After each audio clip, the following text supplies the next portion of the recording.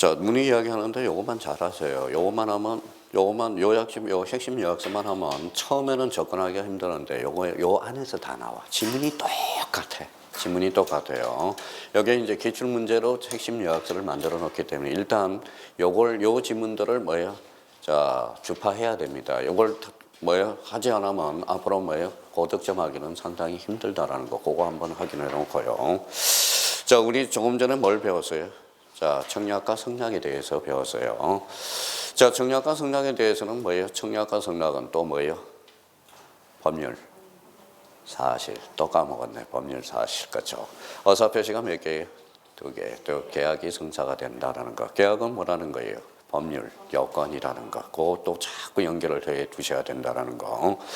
자, 계약과 관련돼서 특히 민법상 전형 계약은 우리 15개, 우리 또 머릿속에 싹 떠올라야 된다는 거 부탁드리고.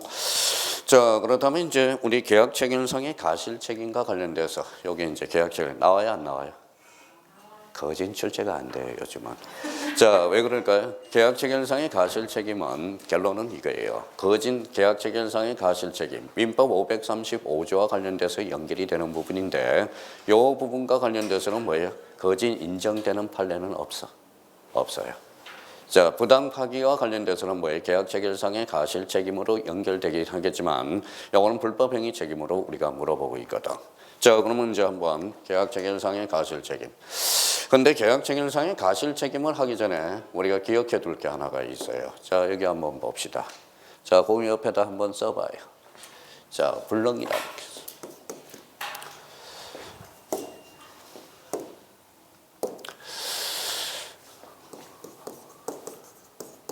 이게 중요한 거예요. 불능이 중요해요. 자, 불능은 뭐예요? 불가능의 줄임말이 불능이죠. 그렇죠? 불능은 몇 개? 불능. 원시적 불능과 후발적 불능. 이렇게 되는 거야. 이게 기반이 돼야 돼요. 원시적 불능. 자, 원시적 불능과 후발적 불능이 있다. 후발적 불능. 자, 원시적 불능은 그러면 두 가지가 있어요. 뭐가 있을까요? 전부 불능과 일부 불능이 있어요. 일부 불능이 있어. 자, 전부 불능과 관련돼서 전부 불능은 그러면 여기에서 탄생되는 게 뭐냐? 계약 체결상의 가실 책임이에요.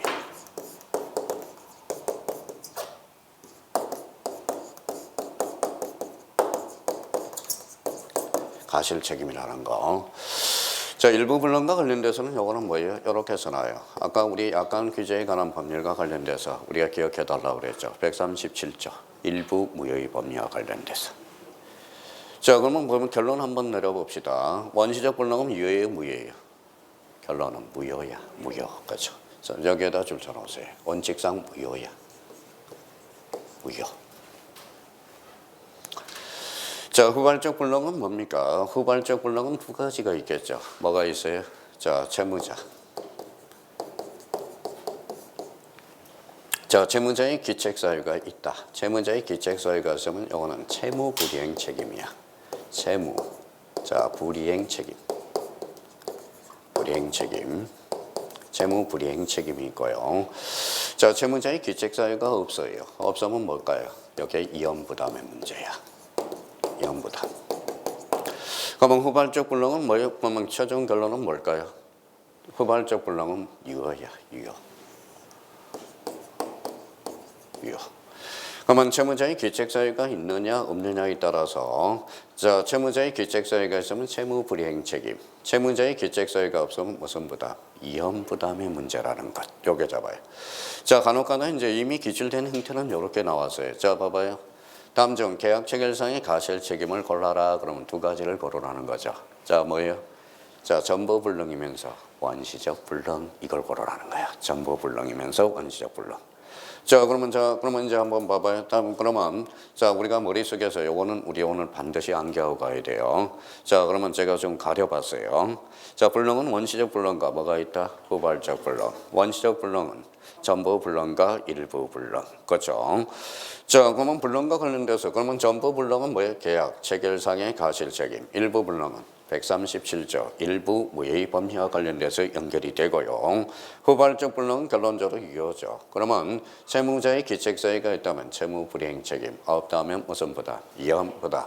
그럼 여기에 대해서 반드시 출제되는 것, 이연 부담 별표 5개를 딱 해놓고, 자, 채무 불이행 책임도 이게 법정 책임과 관련돼서 대표적으로 이것도 매년 출제가 되고 있어요.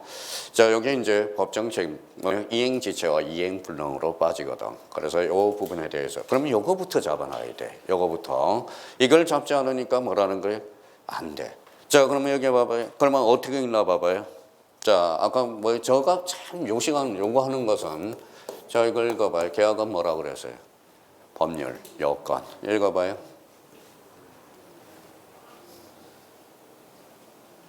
효력 요건이잖아. 효력 요건. 효력 요건. 자, 지금은 그게 안 되면 반은 여기 한번 읽어봐요. 자, 읽어봐요. 당사자 무슨 요건? 성립 요건. 목적은 성립 요건. 자, 그러면 의사표시 성립 요건. 그럼 일반적 성립 요건은 당사자 의사표시 목적. 그래서 당사자 의사표시 목적. 그러면 첫째 따서 당목의 이렇게 잡아놔야 됩니다. 그게 딱 돼야 돼.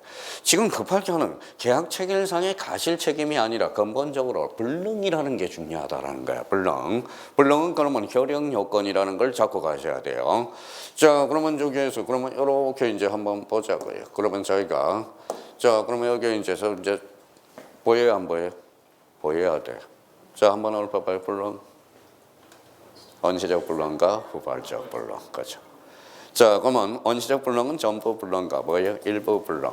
자, 전부 불능은 계약 체결상의 가실 책임. 일부 불능은 137조 일부 무해의 법리. 여기에 대한 특칙이 있어 없어? 있어. 그게 약관 규제법이라는 겁니다. 그러면 후발적 불능과 관련돼서는 채무자의 기책사유가 있으면 채무 불이행 책임이요. 없다면 이연 부담의 문제. 그러면 뭐예요? 거기 뭐예요? 장판지를 풀어보면 장판지 문제를 풀어보면 바로 요거 문제가 1회부터 8회 때까지 안 나오는 게 없어. 자, 그러면 요거 한번 적을 테니까 한번 저희가 이제 한번 맞는지 틀린지만 봐봐요.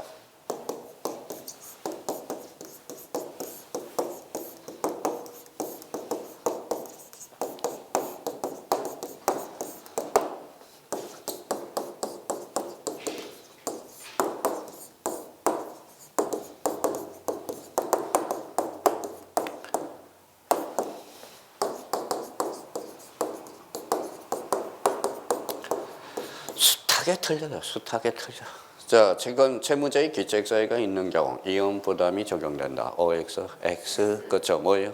채무 불이행 책임이다. 그래요. 이게 기본 원리들이야, 기본 원리들. 자, 그러면 여기 이제 기본이 되면, 그러면 이제 우리가 한번 넘어가 보자고요. 자, 계약 체결상의 가실 책임. 그럼 뭐가 먼저 떠올라야 돼? 또 까먹었다. 원시적 불능이면서 전부 불능이다. 전부 불능. 자, 그러면 이제 봐봐요. 그러면 여기에서 이제 포인트가 바로 이거죠. 줄쳐놔요. 원시적 불능. 계약이 무효인 경우 거부 불능을 알았거나, 그렇죠. 알았거나. 요 R자 동그라미 쳐놔요. R이 뭘까요? 첫 번째 R. 악이, 그렇죠. 거나가 뭘까요? 또는. 요거는 또는입니다. 또는. 자, 알 수 있을 경우 이게 뭘까요? 가실이야. 가실. 자, 그러면 원시적 불능으로서 계약이 무효인 경우 거부 불능을 알았거나 알 수 있는 경우 이 말은 악의 또는 가실이 있는 자가 상대방의 요거 줄쳐놓으세요. 무슨 이익 배상이에요? 신뢰 이익을 배상할 책임을 말한다. 그러면 결론적으로 그러면 봐봐요. 계약 체결상의 가실 책임은 무슨 불능이죠? 원시적 불능이죠. 이행했어요, 안 했어요? 안 했죠. 그러면 이행이익이 아니라 무슨 이익이야? 신뢰이익이야. 제발 좀 잡아요. 요거 부분에 대해서. 신뢰이익을 배상할 책임을 면하며 따라서 계약이 의사의 불합치로 성립하지 아니한 경우 그로 인해서 손해를 입은 당사자는 상대방에 대해서 민법 535조 계약체결상의 가십을 유추 적용하여 손해배상을 청구할 수 있어요, 없어요? 없다라는 결론. 자, 그러면 결론적으로 그러면 뭐예요? 요게 이제 요 부분에 대해서 우리가 잡을 거는 실내이익 배상이라는 거 잡고, 그 다음에 원시적 불능, 그 다음에 전부 불능이라는 걸 우리가 잡아야 돼요. 전부 불능. 그럼 결론적으로 계약 체결상의 가실 책임은 그러면 결론적으로 유효야 무효야? 무효 이렇게 되는 거야. 무효 이렇게 되는 거야. 자, 그러면 채무자. 그러면 2번과 관련돼서 우리가 보죠. 채무자는 고의가실이 있어야 되고 상대방은 특히 요거 조심해야 돼요. 상대방은 적용이 되려면 요 부분을 발표해. 상대방은 선의이고 무가실이어야 돼. 요건. 요걸 반드시 해야 돼요. 자, 만약 채무자가 선의이고 무가실이면 계약 체결상 가실 책임은 지지 않는다라는 거. 그러면 상대방이 요건과 관련돼서 선의 뭐 해야 돼요? 무가실이어야 된다. 자, 그러면 3번 지문은 우리 고시 쪽에서도 많이 출제되는 지문이니까 한번 또 다시 보죠. 계약 체결 시기에 목적을 불능을 알았거나 아까 뭐라 그랬어요? 줄쳐놔요. 악의. 자, 계약 당사의 매도인은 이를 알 수 있었대. 뭐예요? 가실이죠. 가실, 악의. 그래서 아까 둘 중에 하나라고 했죠. 실내이익 배상을 지지 않는다라는 것. 자, 그러면 여기에 대해서 그러면 일방은 악의 가실. 자, 일방 요건에 와요. 악의 가실. 상대방은 뭐 해야 돼? 선의 무가실. 제발 요거 까먹는 거예요. 요거 상대방. 요거 우리가 잡아둘 필요가 있어요. 자, 그러면 의 부분과 관련돼서 우리가 출제되는 지문은 한 3개 지문 정도가 출제되고 있는데 여기에서 제일 많이 출제되는 것은 몇 번 지문일까요? 특히 2번 지문에 대해서. 그러니까 전부 고시에 나오는 지문들이야. 아마 나오게 되면 요 범위를 벗어날 수가 없어요. 그러니까 얘네들하고 친숙해질 지문이라는 것. 자, 그러면 우리 한번 보죠. 또 나왔네요. 자, 가실 있는 당사자는 상대방의 계약을 유효를 믿음으로써 받은 이 믿음으로써 인해서 받은 이익, 무슨 이익 배상이죠? 또 실내이익 배상이네. 자, 목적물에 대한 조사 비용, 대금 지급을 위해서 융자를 받은 경우 이자 수수료, 제3자로부터 유리한 청약을 거절하는 경우에 손해액 등 여기 나와 있죠. 그러면 배상액은 계약이 유효로 인하면서 생긴 무슨 액을 늑제한다. 요 줄쳐놨어요. 이익 거죠. 넘을 수가 없죠. 이 부분에 대해서는. 아직 계약이 이행이 안 됐으니까. 자, 그러면 이행이익을 넘지 못한다라는 겁니다. 자, 그러면 여기 한번 보죠. 자, 토지에 대한 매매 계약 체결절의 임의예요. 자, 여기 좀 전 동그라미. 자, 임의네, 임의. 자, 전부가 공용 소행됐대. 무슨 불능일까요? 원시적 불능이죠. 그럼 무슨 불능일까요? 전부 불능이 되죠. 그러면 계약 체결상의 가실 책임이 인정될 수 있다라는 거. 자, 계약 체결상의 가실 책임은 아까 무슨 불능이었죠? 원시적 불능과 전부 불능에 대해서 아까 이야기 말씀드린 거 계속적으로 이제 지문으로 연결이 되는 거니까 자, 6번과 관련돼서 우리가 거기 봐요. 부동산 매매에 있어서 실제 면적이 계약 면적에 미달하는 경우 원시적 일부 불능이죠. 그러면 봐봐요. 자, 부동산에 있어 실제 면적이 계약 면적에 미달한데 그럼 전부 불능이 아니죠. 그러면 미달 부분이 원시적 불능임을 이유로 계약 체결상의 가실 책임을 물을 수 없다라는 거야. 이거는 결론적으로 뭘로 풀어보죠? 매도인의 담보 책임, 즉 수량 부족과 관련돼서 연결이 됩니다. 매도인의 담보 책임에서 제일 골치 아픈 게 또 계약법 강론에서 매도인의 담보 책임과 관련돼서 그러면 여기 한번 봐봐요. 자, 여기 미달이라는 것은 전부 일부죠. 그러면 계약 체결상의 가실 책임이 되려면 뭐 해야 돼? 이거 다시 봐봐요. 자, 5번 지문 무슨 불능이어야 돼? 원시적 불능이면서 전부 불능이어야 돼. 그러니까 일부 불능은 계약 체결상의 가실 책임을 결론 읽어봐요. 물을 수 없다라는. 자, 그렇다면 이제 요 지문들은 우리가 보고요. 그래서 여기에 이제 간혹 가다 나오면 이거예요. 자, 그러면 요거 이제 교섭 단체의 부당 파기와 관련돼서 요거는 자, 별표 3개를 해놓고 혹시 사례 문제가 나오면 자, 교섭 단계에서 부당 파기 요게 나온다. 요거와 관련돼서는 우리 판례는 결론적으로 요거 봐봐요. 여기에다 줄쳐놓으세요. 불법 행위를 구성한다는 거예요. 그러니까 계약 체결상의 책임이 아니라 요 부분에 대해서 우리가 한번 잡아놓을 필요가 있어요. 자, 이번과 관련돼서 우리 또 한번 보죠. 계약 교섭의 부당한 중도 파기가 불법 행위를 구성하는 경우 상당한 이유 없이 계약을 거부한 경우 손해는 계약이 유효하게 체결되었다고 믿었던 것에 의해서 입었던 손해, 즉 무슨 이익일까요? 요거 또 잡아놔요. 무슨 이익이에요? 실내 손해, 즉 실내 이익이겠죠. 자, 그러나 계약교섭의 당사자가 요거 조심하셔야 됩니다. 요거 거론하니까 요 부분에 대해서 계약교섭의 당사자가 계약 체결이 좌절되었더라도 어쩔 수 없다고 생각하고 지출한 비용 이거는 포함돼야 안 돼. 안 된다라는 것. 요거 팔레이티드니까 조심해서 다뤄놔야 됩니다. 자, 그래서 이제 그러면 계약 체결상의 가실 책임이 나왔다. 자, 그럼 두 가지 측면에서 봐요. 자, 측면에 뭐예요? 자, 첫 번째 뭐예요? 상대방은 선의, 부가실, 그거 까먹고 조심해 놓고요. 무슨 불능이 원시적 불능이면서 전부 불능이라는 거예요. 전부 불능. 혹시 이제 사례 문제가 나오면 다음 중 계약 체결상의 가실 책임을 골라라. 그럼 두 가지를 고르라는 거야. 원시적 불능이면서 전부 불능을 고르라는 거야. 일부 불능은 아니에요. 자, 두 가지 의미를 우리가 잡아둘 필요가 있어요. 그게 다야 출제가 되는. 그 범위를 벗어날 수가 없어. 계약 체결상의 가실 책임이 나오면. 그러니까 그 부분에 대해서 우리가 잡아두셔야 되고요. 자, 그러면 이제 교섭 단계 부당 파기. 이거는 그러면 여기 이제 어떻게 장난치는지 봐세요. 다음 중 이제 교섭 단계 부당 파기 이렇게 나오네요. 자, 어떻게 장난치는가? 1번. 어느 일방이 계약의 교섭 단계 계약이 확실하게 체결되리라는 정당한 기대 내지 신뢰를 부여하여 상대방이 그 신뢰에 따라서 행동하였음에도 상당한 이유 없이 계약을 거부를 손해를 입혔다면 우리 판례는 계약 체결상의 가실 책임을 구성한다. 이렇게 나온다고. 계약 체결상의 가실 책임이 아니라 읽어봐요. 불법 행위로. 요거 조심해야 돼. 아마 우리 문제 풀 때 요 지문들이 많이 등장을 하게 될 겁니다. 그래서 요 부분에 대해서 또 한번 꼭 좀 인지를 해 두셔야 된다는 거.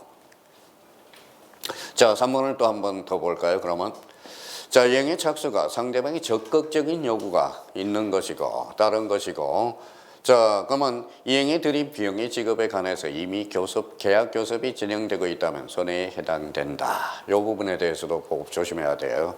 상대방의 이 부분 적극적인 요구에 따른 것. 자, 4번과 관련돼서 계약 교섭의 파기로 인한 불법 행위가 정신적 고통을 초래하였다고 인정하면 그러한 정신적 고통에 대한 손해. 그게 뭐예요? 요거 줄잖아요. 뭐라고 써놨죠? 이 자료에 대한 별도로 배상을 청구할 수 있다라는 거, 요걸 의미를 잡아두셔야 돼요. 자, 그러면 이제 앞으로 계약 체결상의 가실 책임. 자, 가는 순서만 좀 잘 인지를 해 주시면 돼요. 자, 그러면 여기 한번 또 우리가 보시죠. 자, 그 밑에 뭐가 있어요? 동시 이행한다는 거. 되게 헷갈려요. 자, 그러면 여기 봐봐요. 여기서부터 한번 그러면 자, 그러면 동시 이행 한 변건이야. 자, 써봤어요. 자, 그러면 자, 봐봐요. 자, 항상 출제될 때 이걸 조심하라고. 동시 이행 변건은 그러면 이렇게 한번 잘라봐요. 동시 이행 한 변건이네. 자, 동시 이행 변건은 그러면 여기 한번 봐봐요. 동시에 이루어져야 되겠죠. 그러면 여기 한번 봐봐요. 동시 읽어봐요. 쌍 적어놔요. 쌍.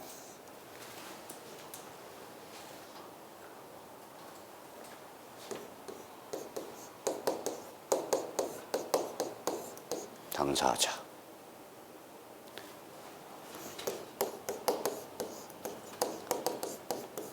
결련성. 그렇죠. 결련성. 자, 그러면 이행상의 결련성이라는 겁니다. 자, 그러면 여기 봐봐요. 자, 무슨 항변권이에요? 여기다 써요. 연기적 항변권이네. 자, 동시행 항변권은 채권이에요, 물건이에요? 채권, 물건도 갑자기 모르죠. 채권이죠. 그렇죠. 채권이라는 거예요. 채권은 뭐예요? 상대권이네. 써요. 상대권. 이제 뭐예요? 우리가 상기해둘 게 뭐가 나오네. 상대권이면서 대인권이네. 그렇죠. 자, 동시행형평권은 그러면 상대권이죠. 그러면 계약 당사자를 찾아라 이 소리야. 그런데 단지 연기적 항변권이라는 걸 우리가 결심하셔야 되고 여기 봐봐요. 동이라는 걸 우리가 유지해놔야죠. 그러면 앞으로 써요. 자, 동일성이 유지돼야 돼. 동일성이 유지돼야 돼. 그러면 나올 수 있는 단어는 다 끌어들였어 이제. 자, 다 끌어들였어요. 자, 그러면 봐봐요. 그런데 요걸 이제 잡아놓고 이제 써먹어줘야 돼. 써먹어줘야 돼. 자, 그러면 봐봐요. 자, 그럼 한번 봅시다. 읽어봐요. 정여. 정여는 쌍무예요, 편무예요? 편무계약이죠. 그러면 여기는 무슨 계약이에요? 쌍무계약이네. 그럼 동시행향변권은 인정할 수가 없다. 그렇잖아요. 자, 그러면 우리 동시행향변권은 쌍무계약의 특질이 되거든. 특수한 성질이 되거든. 그러면 정여는 편무계약으로서 그러면 동시이행항변권을 인정할 수가 없다라는 거. 이렇게 되는 겁니다. 그러면 결론적으로 그러면 전 사실과 후 사실이 동일해야 돼. 그래야 동일해야죠. 다른 사람은 뭐예요? 한 사람이 선빵을 날려서 그러면 선빵을 날면 후에는 뭐다 또 하나 공격을 해야 되겠죠. 이게 동시행항변권이거든. 그러니까 요걸 우리가 잡아요. 그러면 또 하나 여기 봐봐요. 동시행항변권은 법원이 판단한다. OX, X. 법원이 모르죠. 누가 주장 입증할 수 있어? 당사자가. 그렇죠. 이게 문제를 풀 수 있는 다 뭐예요? 연관고리들이야. 연관. 그러니까 요걸 동시행항변권을 문제를 풀 때 우리가 생각을 해 줄 필요가 있고요. 자, 그러면 이렇게 이제 잡았어요. 자, 그러면 계속 요걸 훈련을 해야 돼. 사고의 과정을. 자, 그러면 우리 한번 보죠. 자, 봐봐요.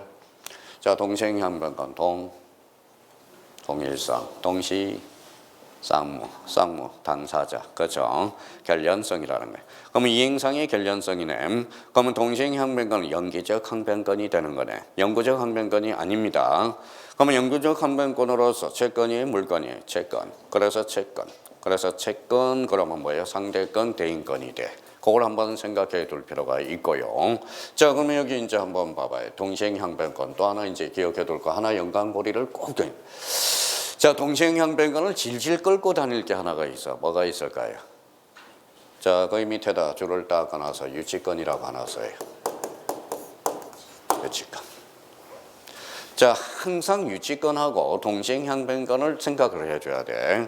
근데 두 번째가 보면 동시이행항변권하고 유치권의 공통점은 뭘까요? 한마디로 영어로 한다면 give and take가 되는 거야. 네가 이행하면 나도 이행한다. 이게 give and take라는 것도 한번 잡아두셔야 되고. 자, 그러면 여기 한번 봐봐요. 그럼 동시행항변권은 뭘까요? 채권일까요? 물건일까요? 채권. 그러면 채권의 공평의 원리네. 자, 물건의 공평의 원리가 무슨 건이다? 유치권이라는 거. 이걸 기억해둬야 됩니다. 자, 또 하나 좀 해줄 거는 자, 또 하나 해줄 게 하나가 있어요. 옛날 헷갈리는 게 또 하나가 있어. 자, 그러면 자, 거기 기본 맨 밑에다 한번 써봐요.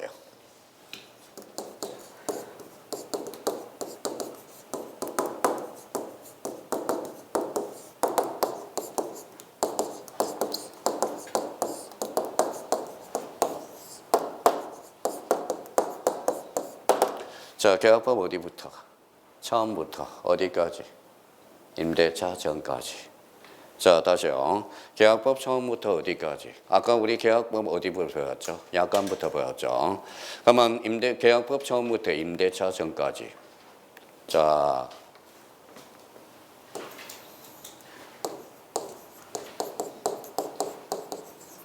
임의 규정이야. 임대차 전까지라고 이야기했어요. 임의 규정이야. 임의 규정. 임의 규정 반대말 뭘까요? 강행 규정이죠. 임의 규정이 뭔데요? 그렇죠. 당사자가 특약으로 배제시킬 수 있는 것.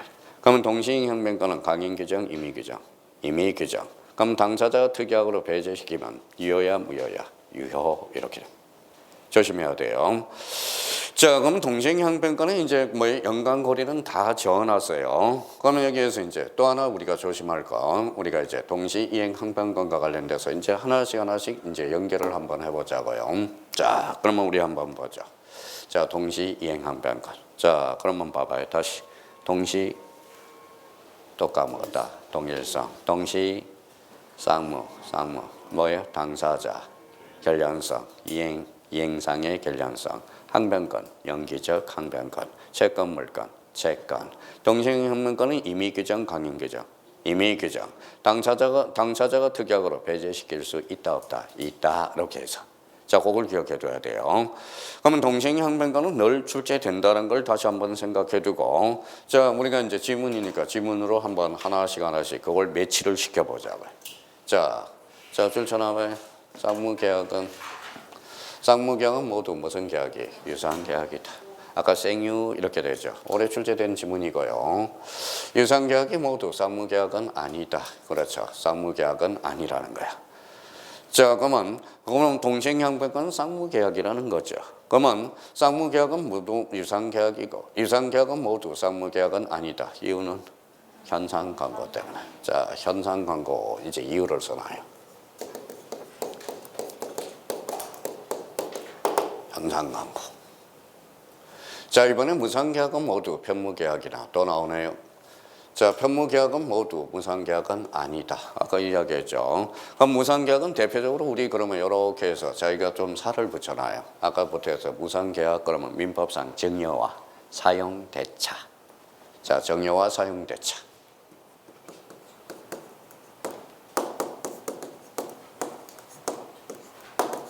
사용대차. 자, 편무계약은 모두 무상계약은 아니다. 편무계약 중 요물계약인 현상광고는 무슨 계약이다? 유상계약이다. 그러면 요물계약은 그러면 또다시 저희가 이렇게 해서 아까 우리가 기초를 따졌으니까 현대, 계보 이렇게 문제를 풀어갈 수 있도록 자꾸 상기를 해놓으라고. 자, 현이 뭘까요? 현상광고. 자, 대가 뭐예요? 대물변제, 계약은 계약, 보증건 계약. 현대, 계보 이렇게 돼요. 자, 그러면 그러면 2번과 관련돼서, 그럼 이거 다 출제된가요? 올해 출제는 이 부분에 대해서 올해 33회 계약법 첫 번째 문제가 바로 1, 2번 문제에서 출제가 됐고요. 자, 3번입니다. 자, 동일한 계약에 의해서 생긴 쌍방의 채무라 하더라도 상호 간에 대가적인 의미가 없는 부수적인 의무, 즉 뭐예요? 토지 이행의 항변권은 인정되지 않는 것이 원칙이다. 그러면 여기 봐봐요. 그러면 이 3번 지문과 관련돼서 아주 별표를 자 기본적으로 꼭 해놔야 돼. 별표를 3개를 해놓고 대비를 해주라고. 자, 그러면 여기 한번 봐봅시다. 그 뒤에다가 좀 적어놔요. 항상. 자, 그러면 봐봐요.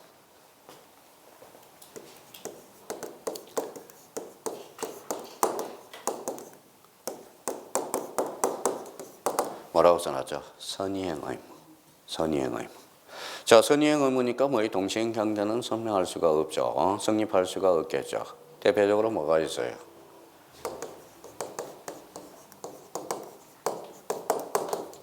자, 협력 의무. 협력 의무라고 써요. 자, 첫 번째 협력 의무. 자, 요걸 정확하게 우리가 잡아야 돼. 협력 의무.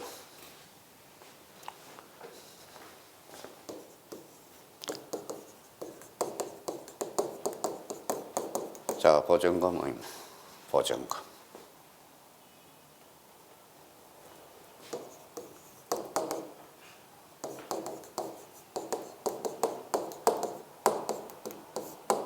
자, 배당금 의무. 자, 그러면 봐봐요. 협력 의무, 보증금 의무, 배당금 의무. 이 보증금과 관련돼서 특히 가담법에서 연결될 때 그거는 뭐예요? 선행 의무가 아니라 그거는 동시인 관계가 있고요. 자, 그러면 결론적으로 이런 단어가 중요해. 그러면 협력, 읽어봐요. 보증금, 배당금. 이거는 뭐예요? 선행 의무야. 자, 그러면 선생님, 그러면 우리가 이제 또 하나 우리가 요걸 토대로 해서 문제를 풀어갈 수 있도록 하고요. 자, 두 번째는 하나 적어놔요. 두 번째는.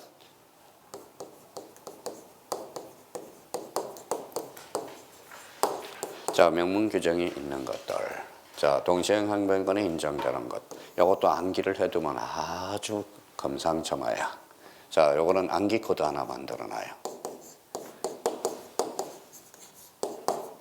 전담 원가. 아주 암기 코드 잘 만들어 놓은 거야. 써놔요. 우리 동시행항변권이 명문으로 규정되는 것 대표적으로 써요. 전담 원가 써놓고 우리 사행시를 한번 적어보게. 전세권에 하나 있어. 담보 책임에 하나 있어. 원상회복 의무에 하나가 있어. 가등기 담보에 관한 법률에 있어요. 자, 그러면 요거 한번 다시 한번 우리 동시행항변권에 명문 규정이 있는 것 뭐가 있어요? 전담, 원가. 아주 암기 코드 좋아요. 그러면 거기 핵심 요약서 맨 밑에다 적어놔도 되겠죠. 자, 그러면 이제 우리 명문 규정이 있는 것. 자, 전세권. 그렇죠. 전세권에 하나 있어요. 담보 책임, 그 다음에 원상회복 의무에 있어요. 해제지에서. 자, 뭐가 가등기 담보에 관한 법률이 있어. 그러니까 자기가 오늘 동시행항변권을 맞출 수 있다. 그러면 요번에 이제 박스 문제가 출제됐는데 요 두 개를 잘 해결해서는 그냥 공짜로 주워 먹는 문제야. 자, 그러면 여기 봐봐요. 자, 그러면 아까 봤던 거 우리가 보자고요. 자, 그러면 여기에서 뭐가 보여요? 요거. 이거예요. 무슨 의무? 협력 의무. 않는 것이 원칙이다. 자, 그러면 이제 이 부분하고 이제 연결이 되는 부분이고요. 자, 4번은 동시행항변권을 행사하는 것이 주로 자기 채무의 이행만을 회피하기 위한 수단이라면 권리 남용에 해당되겠죠. 그래서 임차인이 원상복구의 전액을 반환을 거부한 경우 이때는 권리 남용에 해당되는 거야. 판례들이에요. 그러니까 이것도 한번 읽어두시면 좋고요. 그럼 여기에서 제일 중요한 것은 사실 3번 지문입니다. 자, 그러면 여기 한번 보죠. 그러면 5번 볼까요? 쌍무계약과 편무계약을 구별하는 실익이야. 차이점이죠. 여기에다 줄 쳐놔요. 쌍무계약에 한해서 원칙적으로 동시이행항변권과 이연부담의 문제가 발생한다는 거야. 자, 그러면 여기 한번 봐봐요. 그러면 가장 기본적으로 이렇게 문제가 나왔다고 생각해봐요.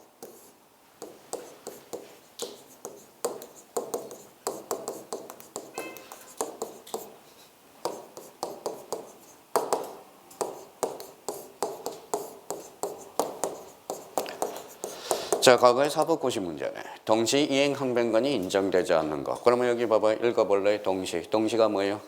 쌍무죠. 그러면 쌍무계약의 반대말은? 편무계약을 골라라 이 소리거든. 자, 그럼 여기 봐봐요. 그러면 쌍무계약과 편무계약을 구별하는 것은 쌍무계약의 하나요. 동시이행항변권과 이연부담의 문제가 발생한다는 거야. 그러면 결론적으로 그러면 동시이행항변권과 그러면 이연부담의 문제는 뭐의 특질이죠? 쌍무계약의 특질이 되는 거야. 특수한 성질이 되는 겁니다. 그러면 5번과 관련돼서 역시 자주 출제되고 있고요.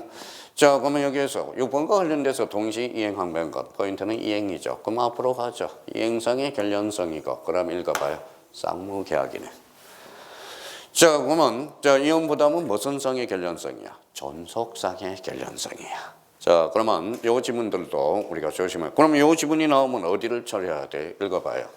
쌍무, 이행, 그 다음에 동시이행항변권이네. 자, 그러면 여기 봐봐요. 매매는 쌍무예요, 편무예요? 쌍무죠. 그러면 쌍무면 뭐예요? 동시이행 관계가 있겠죠. 그러면 여기와 관련돼서 매매는 그러면 연결이 돼요. 그러면 봐봐요. 매매는 그러면 소유권이죠. 며칠? 오전에도 배웠죠. 며칠? 60일. 그럼 매매는 소유권 이전 계약이죠. 그러면 무슨 관계 있어요? 동시이행 관계가 있죠. 그럼 매매는 그러면 잔금 지급일로부터 며칠? 60일이네. 그게 바로 동시이행 관계가 있기 때문에 발생한다라는 겁니다. 그러면 결론적으로 6번과 관련돼서 그러면 쌍무, 이행 연결을 해줘야 돼. 자, 그러면 여기 아까 봐봐요. 동시행항변권은 강행규정, 임의규정. 임의규정. 강행규정이 아니므로 당사자가 약정으로 동시이행항변권을 배제하는 것은 뭐다? 유효. 그래서 이걸 장난을 치죠. 무효다. 이렇게 장난을 치잖아. 그러면 우리가 틀을 잡아놔요. 또 헷갈리니까. 계약법 처음부터 어디까지? 임대차 전까지. 무슨 규정이에요? 임의 규정이야. 오직이 다 임의 규정이라고 생각하면 돼. 그러니까 이 지문을 우리가 해결해 나갈 수가 있고요. 자, 7번도 상당히 많이 출제돼. 대비를 천천히 해 주셔야 됩니다. 자, 그러면 여기 봐봐요. 하나에 뭐가 있어야 돼? 대가관계. 대가관계가 있는 쌍무계약일 것. 그렇죠. 당사자 쌍방이 각각의 별개의 협정으로 상대방에 대해서 채무를 지게 된 경우 특약이 없는 한 동시이행항변권은 행사할 수 없다라는 것. 별개의 계약에 기한 것이라도 동시이행에 특약이 있다면 동시이행항변권이 인정된다라는 것. 그러면 무슨 계약이? 읽어봐요. 무슨 계약이에요? 쌍무계약이라는 것. 계속적으로 연결돼. 쌍무계약이라는 것. 자, 별개의 협정을 하네요. 자, 여기 7번에 뭐가 보일까요? 아까 외운 것은. 자, 이번엔 니은에서 뭐가 보여요? 자, 키워드가 여기잖아. 배당금. 있지 않다. 그죠? 배당금. 아까 선행 의무와 관련돼서 대표적으로 배당금 의무, 협력 의무, 보증금 의무 대표적으로. 자, 보증금은 좀 특히 보증금 의무 반환 의무가 조심해서 다뤄놔야 되고요. 자, 그러면 봐봐요. 임대차 계약 해지에 따라 임차인이 목적물 반환 의무와 임대인의 목적물을 사용 수익에 할 의무 이행에 대한 약정, 지형 손해배상은 특별히 산정이 없는 한 무슨 관계가 아니다. 동시 이행 관계가 아니라는 거. 요거 특히 조심해야 돼요. 요 부분에 대해서. 요 부분도 조심해서 다뤄놓고요. 자, 그러면 여기도 마찬가지야. 자, 상가 임대인의 권리금 회수 방해로 인한 손해배상 채권과 임차인의 목적물 인도 의무는 동시 이행 관계가 있지 않다라는 것. 요것도 조심해서 다뤄놓고요. 자, 그러면 얘네들이 특히 요 니은과 디귿에서 많이 헷갈려요. 그러면 이 배당금, 기역, 니은, 디귿 얘네들은 지금 자주 출제되면서 만반의 준비를 해 두셔야 됩니다. 자, 그러면 여기 3번에 보죠. 자, 여기 한번 봐봐요. 아까 동이 뭐라고 그랬어요? 또 까먹었다. 동일성이라고 그랬으니까. 자, 여기 한번 봐봐요. 여기 봐봐요. 경계 줄잖아요. 경계 계약이 뭘까요? 구채무를 신채무로 바꾸는 거거든. 구하고 신은 같아 달라요. 다르죠. 그러면 동일성이 유지되지 않았네. 경계는 인정되지 아니한다. 그럼 채권량도 채무인수 상속동으로 당사자가 변경되더라도 채무의 대입성이 유지되는 한 동시행의 형평가는 존속하나. 그래서 여기에서 포인트는 뭐예요? 동일성이죠. 근데 경계는 동일성이 없어. 구채무를 신채무로 바꾸는 게 경계계약이거든. 그러니까 요거 포인트는 뭐다? 동일성이라. 자, 그러면 이제 4번과 관련돼서 동시행에 관계 있는 쌍방의 채무 중 어느 한 채무가 이행 불능이 됨으로써 인하여 발생한 손해배상도 여전히 다른 채무와 동시 이행 관계가 있다. 이것도 결론적으로 읽어봐요. 무슨 성이 유지되고 있어요? 동일성이 유지되고 있네. 자, 5번과 관련돼서 우리가 한번 보죠. 채권의 변제와 채권을 위해서 설정된 담보권 소멸 절차는 동시행 관계에 있지 않다. 즉, 채권을 담보하기 위해서 저당권을 설정한 경우 채권의 변제와 저당권 설정 등의 말소 절차는 동시 이행 관계가 없다는 거예요. 채권의 변제와 저당권 설정 말소는 동일하지 않거든. 결론적으로. 그러면 채권의 담보를 목적으로 맞춰진 가등기 말소 의무와 피담보 채무의 변제 의무는 동시 이행 관계가 있지 않다라는 거. 그러면 여기와 성질이 달라요. 그러면 얘네들은 결론적으로 궁극적으로 어떤 포인트냐? 바로 요거예요. 무슨 성이에요? 동일성. 그렇죠? 가만히 생각해 봐달라는 겁니다. 자, 매매네. 자, 매매에서 완전한 권리 이전이 있네요. 그러면 여기와 관련돼서는 기억은 큰 문제가 없고요. 그대로 읽어보시면 되고. 자, 니은과 관련돼서 거기 지문을 봐요. 책이 있으니까. 건물매매 계약은 쌍무계약으로서 매수인이 잠대금 지급 의무와 매도인의 소유권 이전 등기는 서로 동시행 관계가 있고 매매 목적물이 미등기 건물이라도 달라지는 것은 아니다라는 거. 자, 그러면 디귿과 관련돼서 우리가 한번 보죠. 매도인의 매매계약의 목적물상에 설정된 담보권 설정 등기를 말소해야 할 의무와 매수인의 잠대금 지급 의무는 무슨 관계에 있다? 동시 이행 관계가 있다. 당연히 의미를 확인할 수 있고요. 자, 니을과 관련돼서 부동산 매매계약에 있어서 매수인이 부가가치세를 부담하기로 약정한 경우 부가가치세를 포함한 매매대금 전부와 부동산 소유권 이전 등기는 무슨 관계에 있다? 동시 이행 관계가 있다. 자, 요 부분에 대해서 다시 한번 기억을 해 둘 필요가 있어요. 자, 그러면 여기 봐봐요. 자, 동시행의 형평가는 항상 그걸 생각해. 먼저 판례상 우리 명문 규정에 인정되는 것들. 그 다음에 아까 협력 의무. 그 다음에 뭐가 있어요? 또 까먹었다. 보증금. 그 다음에 배당금. 그러면 명문 규정이 있는 거 뭐라고 써놨어요? 전담, 원가. 암기 코드 아주 좋아요. 전이 뭐예요? 전세권. 자, 다음 담보 책임, 원상 회복 의무, 가등기 담보. 그렇게 이제 정리해 두시면 되겠습니다. 자, 3번과 관련돼서는 우리 다음 시간에 우리가 하자고요. 저 오늘 끝나면 다음 주에 다 까먹을 것 같아서 동시행 형평권 요 테마와 관련돼서는 다음 주에 거기서 반복을 우리가 해보자고요. 자, 그러면 계약법은 아주 중요합니다. 요 책이 좋은 점도 있고 단점도 있고 장점도 있어. 그런데 요걸 보게 되면 지문하고 익숙해지기 때문에 여기 안에서 10문제가 만들어져요. 전부 판례하고 각종의 고시 문제가 있으니까 나름대로 자꾸 익숙해질 뿐이에요. 이걸 주파하지 않아서는 앞으로 계약법 만점을 맞출 수가 없어요. 그러니까 우리 오늘은 나름대로 제가 이제 정이 많이 안 됐어요. 그래서 오늘은 문제 가고 다음 주에는 이제 시간 맞춰서 정확하게 3시부터 3시부터 5시 50분까지 이렇게 이제 마칠까 생각 중입니다. 계속 우리 한번 토요일 날은 그냥 사실 뭐 오늘 뭐 일찍 끝나고 오전에 간다고 해서 집에 가면 뭐 별다른 일도 없잖아요. 그래서 우리 자 토요일 3시부터 5시 50분까지는 계속 우리가 오후에 요걸 이렇게 계약법 끝나면 민청으로 다시 갈 겁니다. 민청 끝나면 물권법 이렇게 나갈 거예요. 그러니까 요걸 가지고 뭐에 계속 우리가 단권화를 시켜주는 게 제일 중요합니다. 그러니까 요걸 딱 보고 우리 도의 민법 그림책을 딱 보고 요걸 해석해 줄 수 있으면 뭐 금상첨화가 될 것 같아요. 그러니까 우리 한 1년만 고생 좀 하자고요. 하여튼 고생하셨고요. 우리 다음 주 토요일 날 뵙도록 하겠습니다. 감사합니다. 안녕히 계십시오.